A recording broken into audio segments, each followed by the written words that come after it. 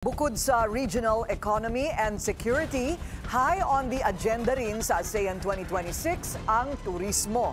At bilang host, palalakasin daw ng Pilipinas ang tourism infrastructure sa West Philippine Sea. Ang detalye sa agenda report ni Paulo Barcelon.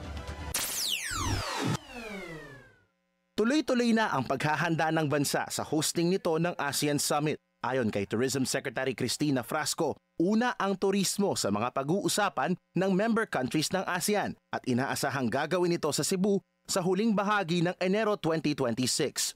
Nitong Abril lamang, sinimula ng inspeksyonin ni First Lady Liza Araneta Marcos ang summit venues gaya ng convention centers at hotels na gagamitin para sa pagpupulong. We have already begun our discussions as far as the specific preparations for both the TRAVEX as well as the ministerial meetings for the ASEAN Tourism Forum.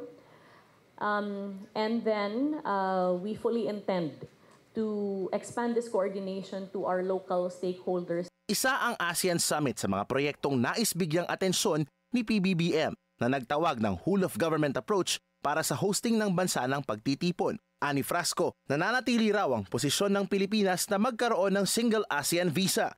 Pero hindi raw dapat makompromiso nito ang seguridad at territorial integrity ng bansa. And speaking of territorial integrity, nothing beats a jet ski holiday in the West Philippine Sea. Kabilang daw kasi ang pagpapalakas ng tourism infrastructure sa Kalayaan Island na unti-unti nang binubuksan sa turismo. We are working with the local government unit there as well as our tourism stakeholders to whom we have provided tourism trainings as well as guidance in terms of the development of their facilities to make sure of their readiness to receive more tourists. Sa ngayon, barko pa lamang ang isa sa mga paraan para magpunta sa isla tulad ng Great Kalayaan Expedition of 2023. Kaya abang-abang na lang muna raw na maging maayos ang sitwasyon bago makarinig ng promong 200 pesos off for a family of 4.